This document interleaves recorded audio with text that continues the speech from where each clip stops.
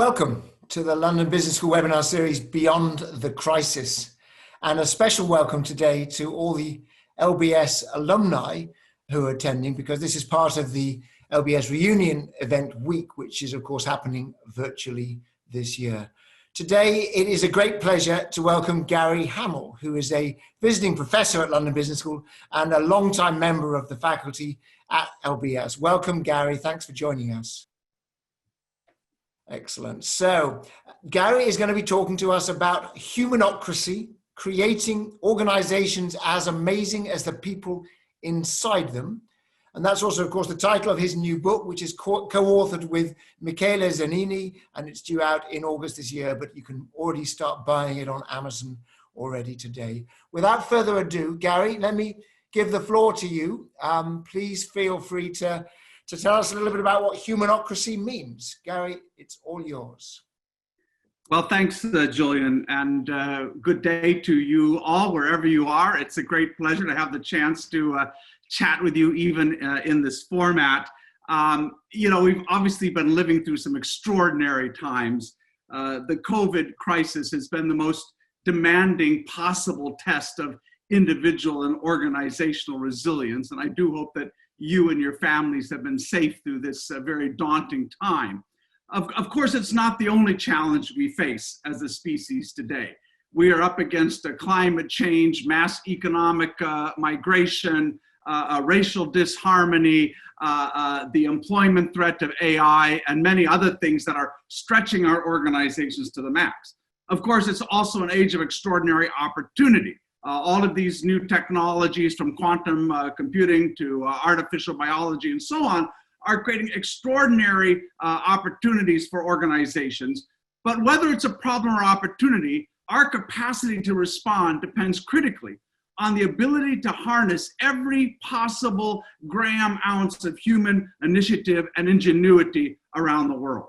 And as we've seen in this crisis, and more generally, our organizations often fail us. And in many ways, they come up short. This has certainly been the focus of my work over the last few years and of my colleague, Michele Zanini. But let me start by sharing perhaps a little data. I'd like to ask you to think for a moment. How is it okay? How could we be okay, those of us who work in and around organizations, with the fact that only 1 in 5 employees believes their opinions matter at work? That only 1 in 8 think they can influence decisions that are important to their work, that only less than 10% can take risks at work that might lead to a new product or solution. How is that okay? How is it okay that around the world, the empowerment is going down, not up? This is data from the UK, but the discretion employees have in their jobs seems to be declining rather than growing. How can that be okay? How is it okay that, according to the US Bureau of Labor Statistics, that 70% of all jobs require little or no originality? The Bureau of Labor Statistics rates every job in the economy by the extent of originality it demands on a scale of 1 to 100, and 70% of jobs require little or no originality. How could it be okay that in large organizations, 76% of employees say that the primary way of getting ahead is to exercise your political leverage? Political behaviors is really what gets you ahead, not competence, not leadership ability, but your capacity to play kind of the bureaucratic game. How is it okay that around the world, 50% of employees say they've had to change jobs to escape an incompetent or tyrannical boss? Obviously, none of this is okay. And the data, and more that I will share, suggest strongly that organizations waste more human capacity than they use. And this is an artifact of bureaucracy with its familiar systems and structures. And you can think about your own organization and ask, how close does it fit the bureaucratic template? But most organizations today fit it very closely indeed. And so we shouldn't be surprised that our organizations squander all of this human capacity, because of course, Max Weber, writing 100 years ago, he said, bureaucracy develops the more perfectly it is dehumanized. And bureaucracies have very little room for the ingenuity, the creativity, the artistry, the hope, all the things that make us human beings. And of course, bureaucracy has very deep roots. It goes back in one form or another all the way back through human history. But the sort of bureaucracy that we have in our organizations today is really a mashup of two ideas. It's a mashup of military command structures on one hand and the principles of industrial engineering on the other, what you might call controlism. And sadly, bureaucracy has rendered our organizations incompetent in many ways. Years ago, some of you might recall, I wrote an article called The Core Competence of the Corporation. And if I was writing that again today, I'd probably call it the core incompetence of the corporation. Because when I go to organizations around the world, and I've had the chance to be inside hundreds of them, virtually all of them struggle with the same sort of disabilities, right? Around the world, most organizations are not very resilient. We are, as human beings, we have responded in this crisis with amazing resilience, but our organizations often come up short. And in fact, if you look at deep change in large organizations, it is almost always belated, episodic, and convulsive. Our organizations are not very good at proactive change. And the leaders I talk to typically blame human beings for that fact. They will say, well, people are against change. And I think that's pretty much rubbish. I mean, you can look at your own life and ask yourself, over the last 3 years, how many of these things are true for you? That you moved house, or maybe you took a new course, or you started a new hobby. As human beings, we are change addicts, and all that change that we see roiling our world is change mostly that we authored. We are not against change. And yet we know that our organizations are not very good at this. If you look at the business literature, business periodicals, the number of mentions of transformation has kind of gone up fivefold over the last few years as organizations struggle to accommodate themselves to a world where change is shaken rather than stirred. And yet all the big consulting companies will tell us that less than 1 in 5 change programs actually meet their goals. In fact, the whole idea of change management, I would argue, is bankrupt. And change management is kind of, it's an oxymoron, like a breakfast burrito or, I don't know, a man bun. But clearly, we have to find ways of changing that are fundamentally different than the top-down, belated kinds of change programs that we have today. As human beings, we're immensely creative. Our organizations, not so much. Around the world, 500,000 hours of video goes up on YouTube every day. 1 million blogs get written. 40 million photos go up on Instagram. 1,300 new apps launch on Google Play. Thousands of new projects go up on Kickstarter and Indiegogo and so on. But our organizations struggle deeply with innovation. From surveys we've done with Harvard Business Review, we know that 68% of people in large organizations say that new ideas are greeted with skepticism or hostility. And yet innovation is the fuel for renewal. There is no resilience or adaptability without innovation. As human beings, we're also passionate. We're filled with positive energy and daring. And if you look at your own life, I'm pretty sure there's something there that excites you, that drives your commitment, for which you're willing to sacrifice. But not much of this happens at work. You know, the Gallup data on this has not changed much in 60 years, and it's very sobering. We know that around the world, only about 17% of employees are fully engaged in their work. Almost twice that number are the maliciously compliant, actively disengaged, and the rest kind of show up, but you know, aren't really there with their full intellect and emotional capabilities. And so if you look at this, you might say, well, this is explainable because many jobs aren't that engaging. You see people every day doing work that you are glad you don't have to do. But if you look at the data, the vast majority of people, 89% of people will tell you the work is okay. It is not the work, it is the work environment that's the problem. It is the way people are managed that's the problem. So we see human beings that are incredibly resilient, creative, and passionate, and yet our organizations are inertial, incremental, and kind of timid and indifferent. And so, and unfortunately, this is getting worse, not better.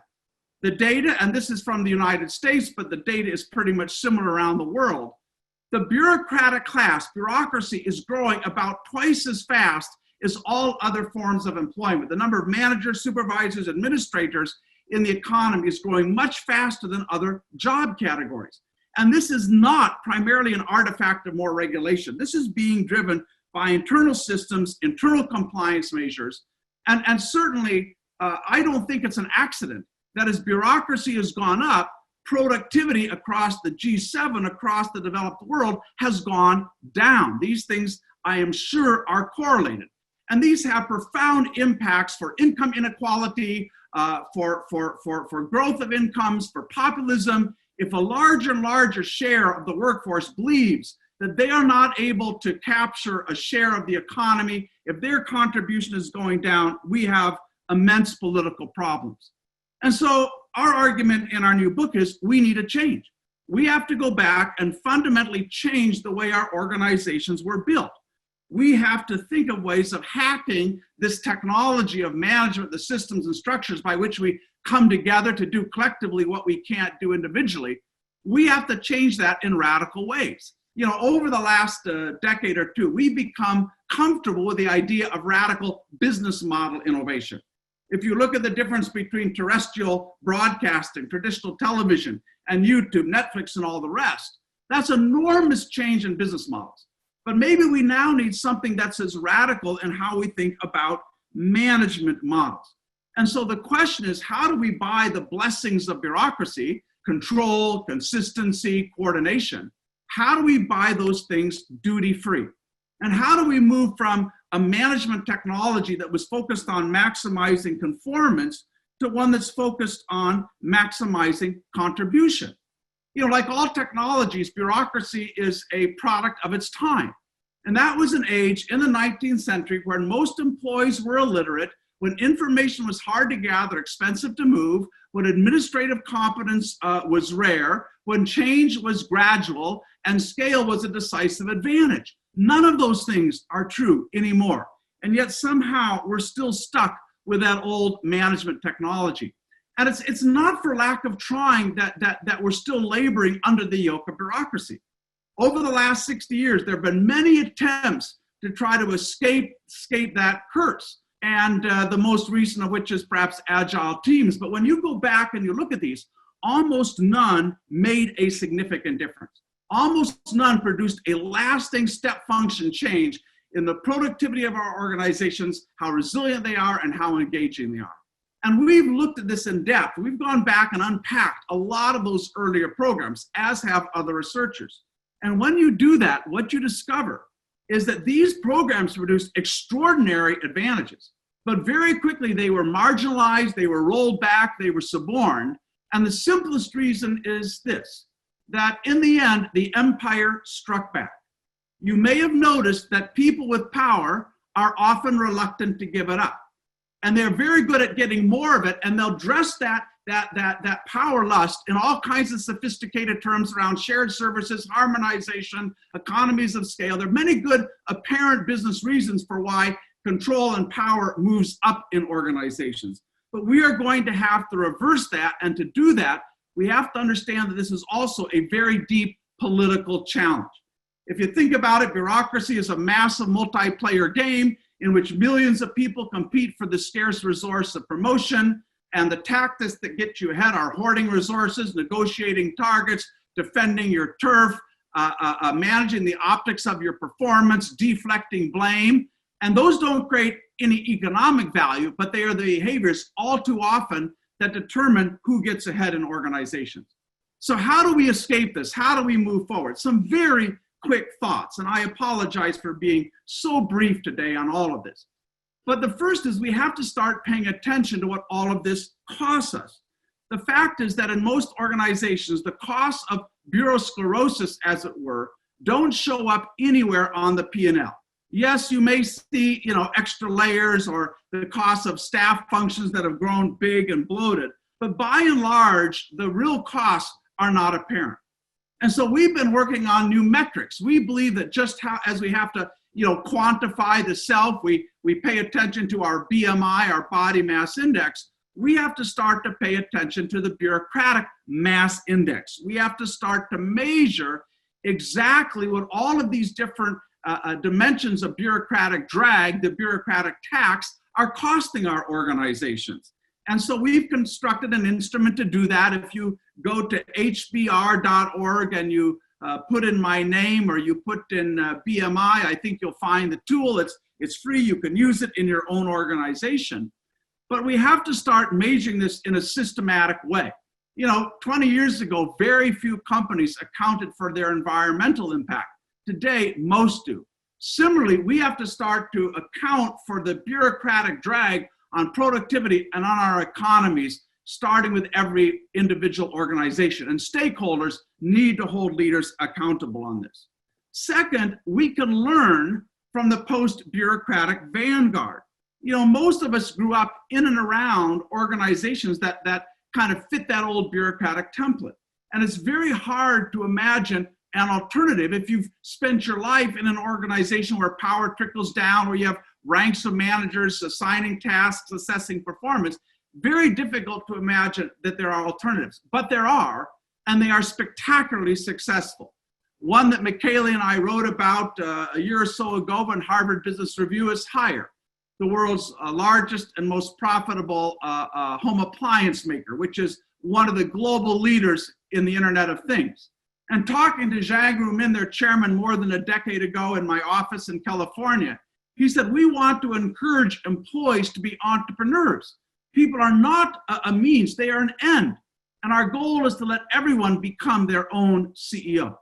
How many executives have started an organizational revival with a goal that's that radical? By saying we have to shift our inherent model from viewing individuals as instruments to viewing the organizations as an instrument. That's a 180-degree switch. And it's not only Hire. I think of Bureaucratic in the Netherlands, the largest home health provider in the Netherlands. And they started more than a decade ago, and they wanted to challenge the conventional wisdom that said you cannot have a large organization that's incredibly nimble. We've been told, the experts, the management pundits have told us for 50 years that you cannot build a large company that is a bastion of entrepreneurship, that it's either exploit or explore. It can't be both. And Bureaucratic has just turned that on its head. They've said, we will build an organization that's all humanity and no bureaucracy. So you imagine an organization that has 12,000 nurses and 4,000 home caregivers, that's 16,000 employees, all of whom are organized into small teams of about a dozen, so more than 1,000 teams. Those teams are almost entirely self-managing. They do all of the tasks that you would have typically expected area or regional managers to do. And they're in an organization that has, in addition to those 16,000 frontline people, it has 36 coaches, about 50 head office employees working mostly in IT, and only two line managers. So that's a span of control of one manager to 8,000 employees delivering a complex service. That, my friends, is lean. And Bureaucratic exceeds almost every performance metric that you can think of in their business. And again, they are not unique. Hire is not unique. I think about the most profitable, consistently profitable steel company in the world, Nucor, which you talk to the leaders at Nucor and they will tell you being a manager there is the least noble work.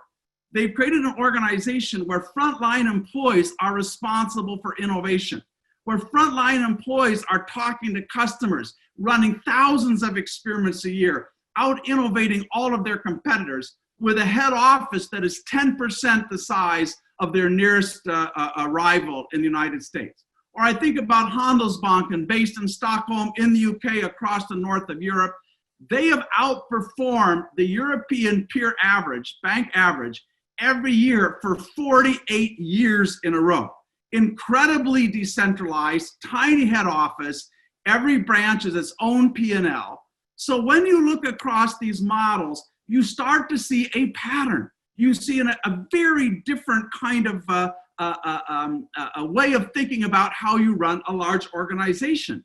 that is almost the inverse of the bureaucratic norms. So there are alternatives. They consistently produce superior results. They are not idiosyncratic. When you look across them, you see a pattern. So we have to learn from them. We have to start benchmarking the companies that are already out there on the edge, demonstrating that, yes, you can manage without managers. Now, another important thing is you have to start with new principles. It does no good to go benchmark one of these vanguard companies and try to bring back a specific practice, a specific tool or system. That will certainly fail. Because when you look at these organizations that have evolved over sometimes decades, they all started with a new set of principles.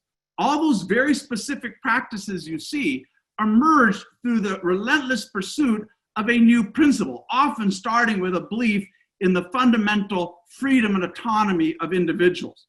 You know, often when we benchmark other organizations and we look at them, we write case studies, the question we ask is, what did they do differently? And I will tell you, that's not the most important question. The most important question is, how do they think differently? And so to just maybe talk about this for a moment, you reach a point in any field of human endeavor where you cannot solve the new problems with the old principles. You cannot unleash human capability at work if you start with the principles of bureaucracy, standardization, specialization, stratification, formalization. You just can't get there. In the same way that quantum physicists like Werner Heisenberg, Niels Bohr, there was no way to unpack the mysteries of the subatomic world without challenging the principles of Newtonian physics and inventing a new set of principles around indeterminacy, correlation at a distance, superposition, and all the rest. And that's, I think, where we are with management today. What we need are not simply new processes and practices, we need entirely new principles. And you only discover those principles when you start with a new problem. When you ask not how do we maximize compliance, how do we maximize conformance, but when you say how do we maximize human contribution at work, that inevitably challenges you to look at new principles, and then we can start to elaborate those, instantiate those in our processes and practices. If you just bring back the process or practice and put that on the old rootstock, you try to graft that on the bureaucratic rootstock, it'll fail. It simply will not take. It's kind of like putting a tutu on a dog. I can assure you that doesn't make the dog a ballerina. It just gives you a stupid looking dog. So there's a new set of principles that we've been slowly bringing to the surface as we've done our research in these organizations and as we've just thought about this problem deeply. But how do you create in every organization? How do you light the fires of experimentation? As you see, for example, Amazon. How do you create an organization where influence is completely divorced from rank? And influence and authority is the function of peer-attested competence. How do you create organizations that are entirely open to the external environment, that are learning faster from suppliers, from customers, from business partners, from entrepreneurs than any of their peers, where the old distinctions about who is an employee, who is not, simply disappear? How do you create organizations that feel not like a hierarchy, but feel like a community, where there are deep emotional bonds? Because this is what allows people to solve extraordinary problems. When you have people who feel like peers, where there's an absence of petty rules, where there's enormous trust, this is how you solve the toughest problems in the world. And finally, where every employee feels like an owner, not because they have 0.0000% of the shares, but because they have what every entrepreneur strives for, the freedom to make consequential decisions and a financial upside. And we can build these principles in our organizations today. Now, what it's going to take, obviously, is a pretty massive retooling of existing management systems and structures. And if you think about that problem space for a moment conceptually, it means looking at kind of every element there of the management model. How do we do the work of managing, which will always have to get done? It just doesn't necessarily have to be done by managers, but all the things that are important to managing. And then for every one of those, you can ask, well, how would that change if we took the idea of experimentation seriously, if we took the idea of meritocracy seriously? So this is how we start to hack management. Let me give you a practical example. Something that Michaela and I and our colleagues did a couple of years ago with Autodos in North America. It's the largest market for Autodos in the world. And they realized they were struggling to keep up with competitors like Nike and Under Armour. They were losing market share, margins had been declining, shelf space. And so we launched a management hackathon. We invited every employee, 3,000 employees, to come in. Every week we introduced a new principle and we had a little MOOC. We talked about it, gave them some practical examples. And then we asked people, what would you change in the way we lead, organize, plan, allocate, compensate, reward? What would change if we took that principle seriously? More than 4,000 likes, or 4,000 ideas, called these kind of mini hacks, 20,000 likes as people commented on each other's ideas, 9,000 peer review ratings, and then the 800 best hacks come to the surface. And the process was a little bit like this. You learn first, right? If you want people to hack management, help them get smarter, help them think, systematically about the existing management model and about these new principles. Then invite them to kind of have an idea. How would you change the way you're paid, the way your manager is evaluated, the way we fund new projects? Once you have a hack, throw that out for peer review. Let thousands of peers ask, is this deep? Is it doable? Once you think you have a good hack, develop that into a real experiment, something you can run and test in your team, in your part of the organization. And then you all come together, you take the best hacks. We did this with the 20 top hacks at Adidas, at Autodos, and then we go out and test them. One test involved creating an internal version of Kickstarter, which literally started as just a whiteboard where people can post some ideas and a little bit of money that people had to invest in their peer ideas. The simplest possible kind of lo-fi experiment to test the idea. I think the way we're going to defeat bureaucracy is not in one Armageddon kind of like battle. It's not going to be, some huge top-down reorg, but we're going to invent it one brilliant experiment at a time. This is how complex things like life evolve. They evolve through constant experimentation. And so what we've been trying to do through our research and our work is how do you turn an entire organization into hackers, into people who feel empowered and have the permission to start experimenting with the old management model. I've had the chance in my career to speak at a lot of different conferences, and I often hear two sorts of stories there, two kinds of presentations. You'll often hear a CEO talk about something amazing they did in their organization. And, that could be Satya Nadella from Microsoft. It could be Richard Branson. It could be whatever. But they come with this like compelling, amazing story. But most of the people listening say, I'm not the CEO. I can't do that. I can't pull those levers. On the other hand, you have a lot of folks like me, management, faculty, pundits, and so on, who will tell you how to be more effective in your role, how to better manage, let's say, your team. But what almost no one ever tells you is how do you change the damn system when you don't own the system? So in most organizations, there's an extraordinary amount of learned helplessness. There's this belief that the HR system and finance and planning and IT, these are all somehow owned by those senior corporate staffers. And there's really nothing that you can do to change those. That is simply untrue. You can start to change them. You can run a small experiment. You can run it in parallel with what you're already doing. You can do it with the envelope of your current permissions. And then when it works, you talk about it. You propagate it. You share it with others. But you can start wherever you are. And I think that's, for me, the most important message here of them all. The thing that's always been interesting for me, every CEO I meet today will tell you that their organization needs to change faster.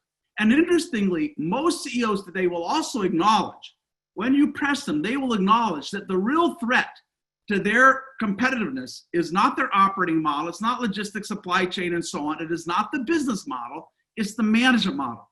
They know they have too many layers, they know they're too slow, they know employees are too disempowered, and so they get it. They know we need radical change here. And yet, I know of almost no organization that has taught every employee how to think like an activist. How does social change happen in our world?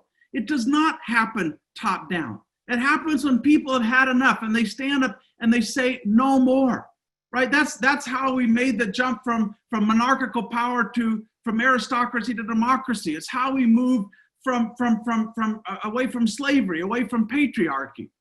And yet we don't teach people in our organizations how to think and act like activists, not anarchists, not terrorists, but activists.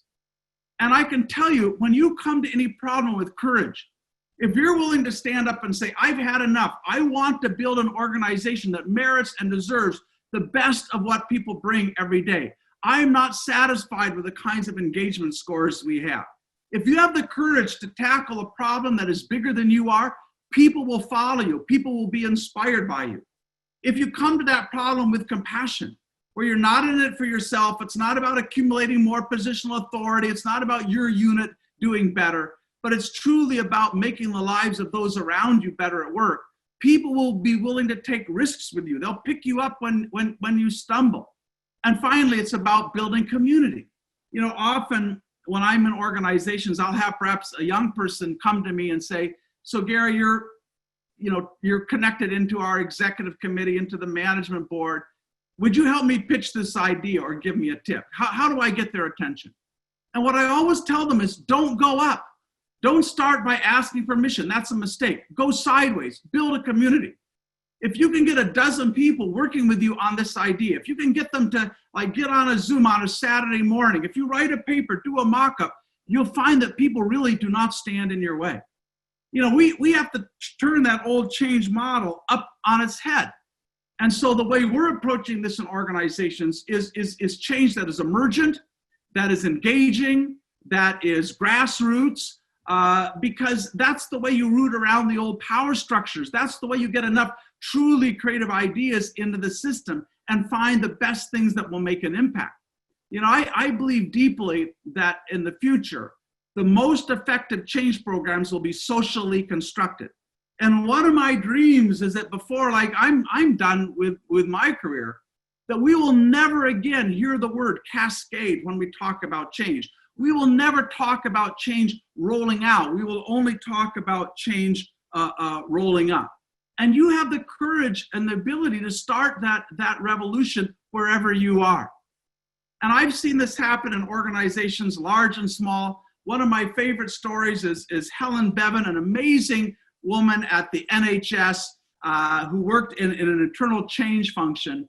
And some years ago, Helen, without the CEO sign off, without any permissions, she launched the single biggest change program in the history of the NHS. When she simply put up a little invitation online, went viral, if there's something you can do to improve patient care, make a pledge here. And within a few weeks, they had more than 180,000 pledges. The next year they ran it 800,000 pledges. That was somebody who said, I will not be helpless. I will not sit by. I will start this where I am. I will exploit the power of digital technology to build a community, and I will start to change the organization from where I am. You know, I think Thomas Paine, the great political theorist, many decades ago, centuries ago, he was talking about monarchical authority, but he said a long habit of not thinking a thing wrong gives it a superficial appearance of being right. And I think that's where we are today with bureaucracy. So having spent the last 100 years working to optimize the operating model, having worked the last decade to digitize the business model, I and my colleague Michele and others that are on this journey with us, the new human movement, we believe it's time to humanize the management model. And if you believe that's true too, I hope you'll get the book. We're going to have an online course that will be up there and free in a little bit, but we hope you will become part of this journey as well, because for us, success is when every human being at work has the ability to grow and use their immense talents, many of which today are going unexploited. So if you share that passion, I hope you'll start working on this in your organization, and you'll share with us the successes you have so we can share those and talk about them as well. So back to you, Julian, and maybe some questions. Terrific. Gary, that was great as always. Huge energy and passion, and a couple of the people are commenting on exactly that. So lots of questions, and it's quite interesting to see how the questions sort of exploded in the last 10 minutes. I guess I'll start with the one that got the most attention, which is, look, we get it. We kind of see that this is a great opportunity, but why has this not happened before? In other words, you're not the first person to say we need to change organizations. You touched on this, but what is it that makes this change possible now when it perhaps wasn't possible 10, 20, or 40 years ago? Yeah, that is a super good question, Julian. And we've thought about that a lot. And so in our new book, and indeed in our work, I would say only part of the attention is on defining the new model. Most of it is talking about how you actually make this happen. And I think there's several reasons it hasn't happened in the past. First of all, I would say often we didn't start with new principles. So companies imported a new practice, they imported a new tool. And as I said, it just didn't last long. It didn't take, you have to step back and start with new principles and then elaborate those over time, number one. Number two, and I think this is the most significant reason, which I talked about, is it never dealt with the existing power structure. There is no way to dismantle bureaucracy without redistributing power in organizations. And the data I showed about discretion going down, power right now is moving the opposite way. And I think there's some very subtle, it's not only kind of the natural human lust for power, there's some very subtle other reasons it's happening. And let me talk about just one. As the environment has become more complex and is moving faster, that by definition makes it more difficult to run organizations from the center. I don't care how smart you are, there's no small number of people at the top that have the bandwidth and the creativity to respond to the pace of change we see right now. Having said that, it is very unnerving to admit that as a leader.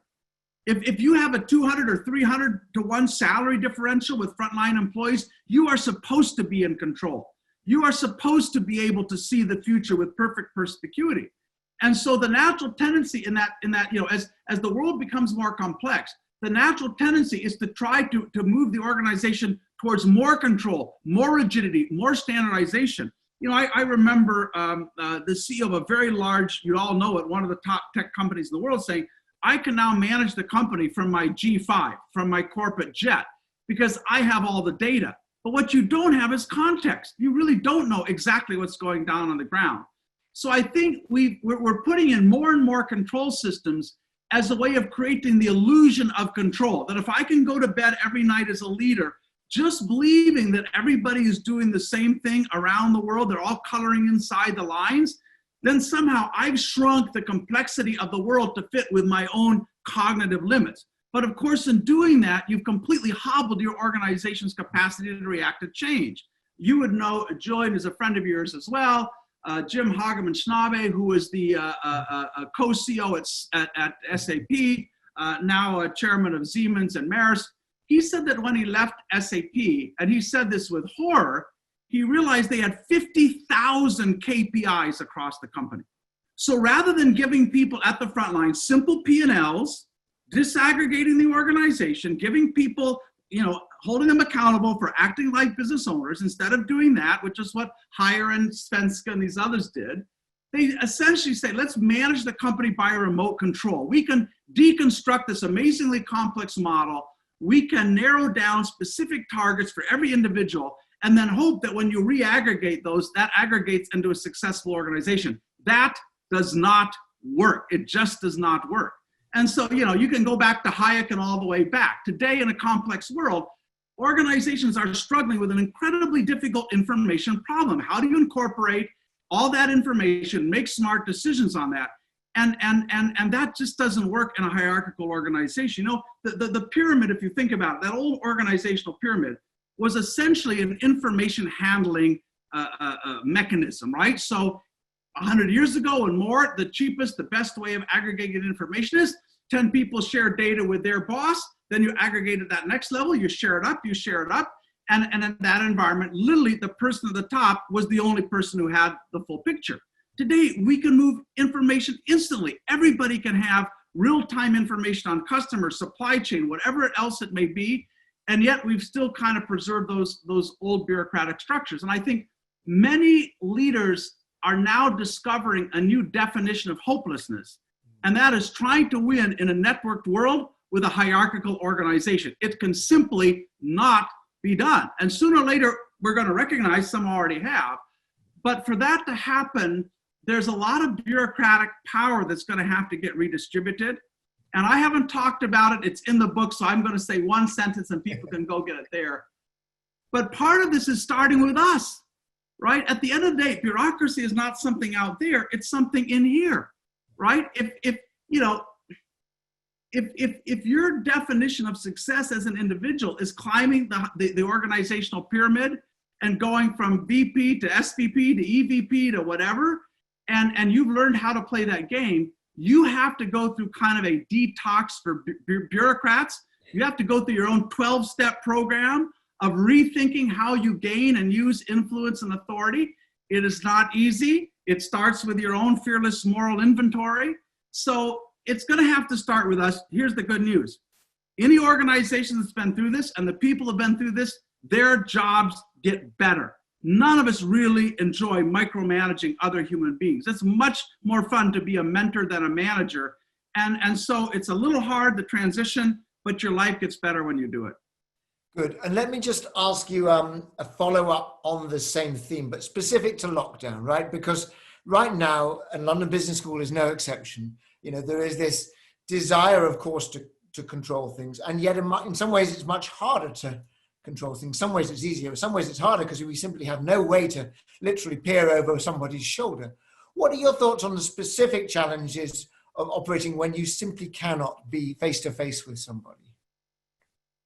Obviously there are the technical challenges of it. And I will say that technologies like this in many ways are a very poor substitute for being face-to-face. Right. We are creatures of community. We like somebody saying hello when we walk through the door and giving us a wave at the end of the day. And we like the conversations we have. Clearly, this is going to shift the needle towards more remote work. But what I've been observing is that, and I've had the chance to talk to quite a few CEOs over the last few weeks. What they tell me universally is that people have responded much better than they expected. They are improvising as they need to. That they have dusted off their initiative and their ingenuity, that they're mostly doing, above and beyond what could have been scripted or expected. And I think a lot of those employees, kind of newly liberated by the worst of all circumstances, are very unlikely to want to go back in that old bureaucratic box. And so literally, I was talking to the head of HR for one of the biggest tech companies in the world saying, this has been incredibly eye-opening to us at the top. We underestimated the capability of our people. We underestimated how much they cared about the business, how much they were willing to do the right thing, and there's enormous learning. So, in the short term, it's horrific and difficult.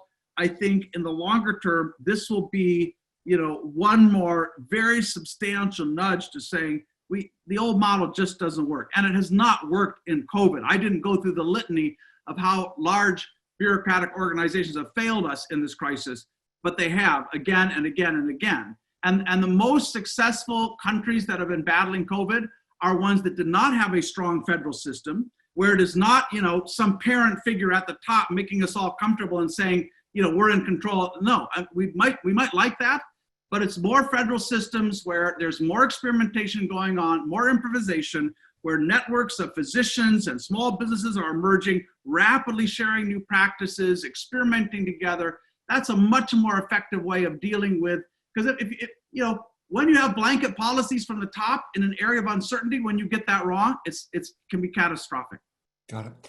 And let me just pick up on that point, because I've also read that article, I'm sure you have, that there's a correlation between countries with female leaders at the top and successfully managing the crisis. So one person said, should we have more women in charge? Another person, it's a linked question, do you still believe in the great man theory? But actually, I think what they mean is the great person theory. So thoughts on the sort of the attributes of the individual running the show and how much this all rides on that individual?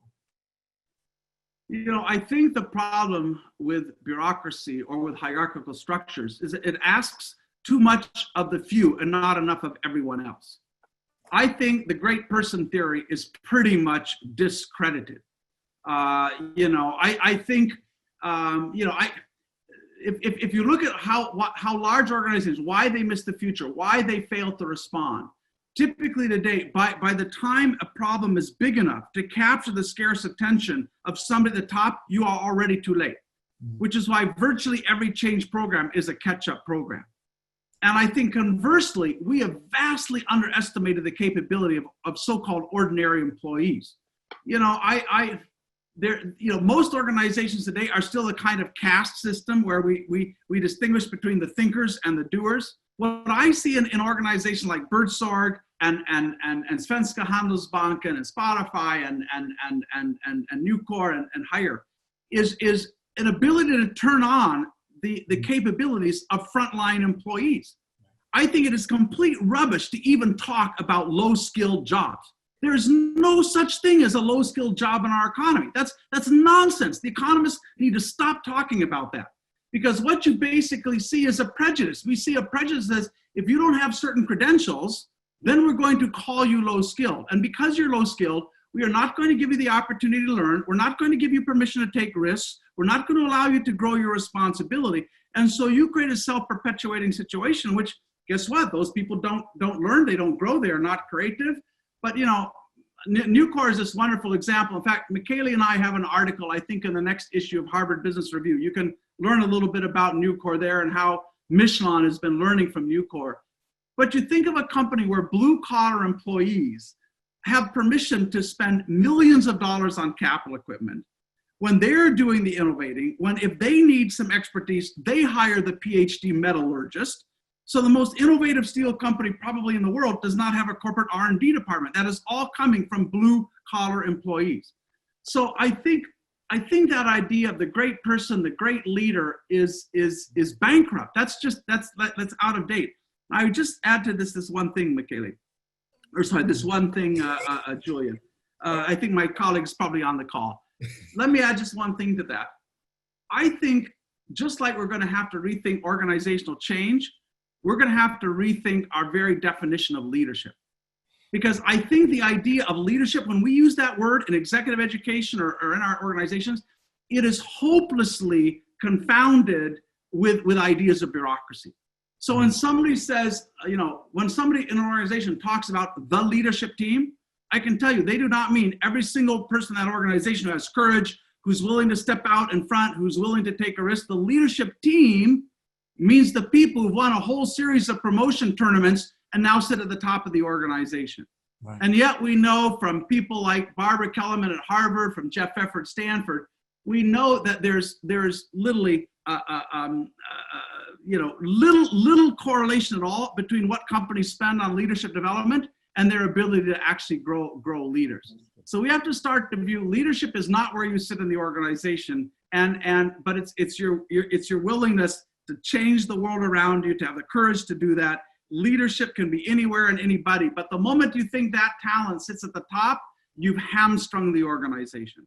So there is a follow-up question, and the question, I'll give you the question. How many organization examples have you seen where the people other than the CEO, etc., actually affected such changes? And what I think he or she means is all your good examples are indeed ultimately CEO-led. You've got, Zhang Rumin at Hire, you've got the guy at Birdsong. They have taken it upon themselves to essentially liberate their people. And I guess what people are striving for is, do we have any examples where this sort of groundswell of change has actually happened almost despite the current leadership? Yeah, not very many is the answer. But to me, that says nothing about what's possible. It says that most of us have been stuck in the old paradigm, right? Listen to, the bureaucratic norms are enforced by a confederacy, which includes business schools, consulting companies, and so on. And so if you talk to any experienced consultant, they'll tell you, you cannot drive change without CEO buy-in. Yeah. So if you look back at, because we're trying to tackle this problem one level deeper. If you think of bureaucracy as this deeply embedded social system that's essentially about how you use power, that's why we looked at aristocracy and democracy. It's why we've looked at slavery. It's why we looked at patriarchy, because those things did not fall because of utilitarian arguments. Somebody didn't say if we get rid of slavery, we're going to, we can liberate human capacity. We didn't say if we get rid of monarchical authority, we can build a merchant class. Those things changed when people said it's wrong, right? The kind of change that we're talking about that I think will transform our organizations, you cannot start with a utilitarian argument. That's part of it. But you fundamentally have to start with a moral argument and say this is simply unacceptable. And then you have to go back and you ask, well, how did those other deeply embedded social systems change? They did not change. They didn't start with prime ministers, and it didn't start with people in power. It started with ordinary human beings. And yet we have bought into this idea at work that we're helpless, that we can't experiment, we can't start something where we are. It's why I use that example of Helen Bevan. And there are a few examples like that, but not enough. But that's, for me, we've just been learning from the wrong places. As I've said, every kid who goes to London Business School, we need to tell them how to do this, how to become an activist, how to change things without power. Because if you can't do that, you are going to wait most of your career to do anything truly meaningful. What a waste. Got it. And indeed, very much picking up on that last point, a couple of people have said, look, I'm leading a team of 10 people. How can I handle the human movement within my organization, either just as a team leader of 10 or indeed literally a small company of just 10 or 20 people? What's your specific advice to those individuals? They're not trying to change the system. They're simply trying to make their immediate workplace better. So I would say, first of all, go to your team and ask them to tell you when you are behaving out of that old bureaucratic model. Ask them, and we give a very detailed self-assessment in the book. You can kind of do this and then and have this conversation with your team. But when am I making decisions without really understanding the human consequences? When do I fall in some of those traps of kind of elbowing a rival out of the way, or padding a budget, or being expedient? But give your team permission to challenge you when they see you caught up in kind of the bureaucratic game. I had a friend at Stanford who wrote a book called The No Asshole Rule, but bureaucracy kind of makes assholes of us all. So you have to give your team permission to challenge. Number one. Number two, take some of the principles we talk about in the book. Each principle is a full chapter with detailed things to start. I think we have 7 principles, and for every principle, 7 really granular places you can start. So share some of those principles with your team. Take a couple of hours and just ask them, if we were serious about openness, about meritocracy, about more experimentation, what will we change right where we are and how we work and how we behave? We've seen small teams do that at Pfizer, at Microsoft, at other organizations. In fact, I would argue that's the only way this happens, is when you start with that small team, it starts to infect others, you see what's possible. That's how you start a movement. Got it. We're running out of time, and I've only got time for one more question. I'm afraid I need to finish in a couple of minutes. And it's a very big question. So a lot of people are saying, this is cool, this is great. How can we apply all this to society and politics? There you go. So do you want us to give us your 2-minute answer to which is your entire next book, I suspect? Thoughts on how this applies to the world of politics? I would argue our organizations are human creations, and I think we have the power to recreate those. And it's very easy to find yourself, as you look at the political environment, as you look at how these big institutions work, it's very easy to kind of be helpless around that. But, and I've had that experience. I've sat with noted management thinkers in my office who've said, Gary, this is a foolish quest. We cannot change the fundamental nature of large organizations. And I say rubbish. We've changed the deepest structures of society. The fact that we are having a conversation today about women leaders, that conversation would have hardly taken place 100 years ago. So I am essentially optimistic that we have the chance to remake our institutions and therefore remake society. But we have to throw off that sense of learned helplessness that we've just accumulated. And those of us who care about organization, care about management, we have to look at ourselves as part of the vanguard. Whether you're a young faculty at London Business School, whether you're your first job inside of an organization. And so we're starting to stitch together a global network of people that care about this. But I think we can use the same tools that we've used already. The time is I think right. This next generation coming to work, the first generation that grew up on the web, they do not want to work in organizations where power trickles down. They do not want to work in a caste system.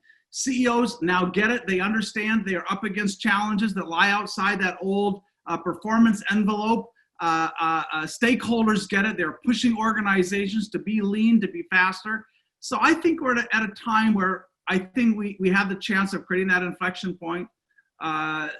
And politics changes to the extent we're involved. And if we have surrendered our agency there, then we get the governments we kind of deserve. So it's up to us.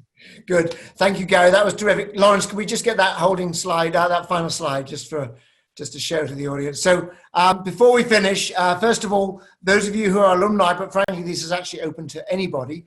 There are webinars going on all week here, and that you can see the URL there.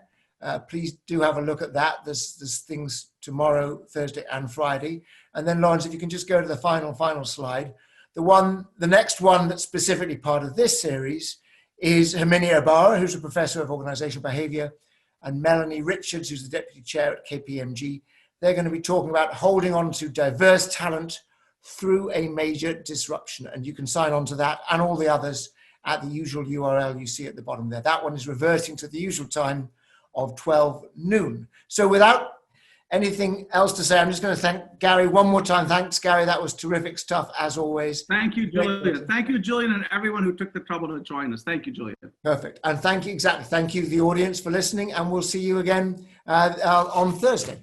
Thank you.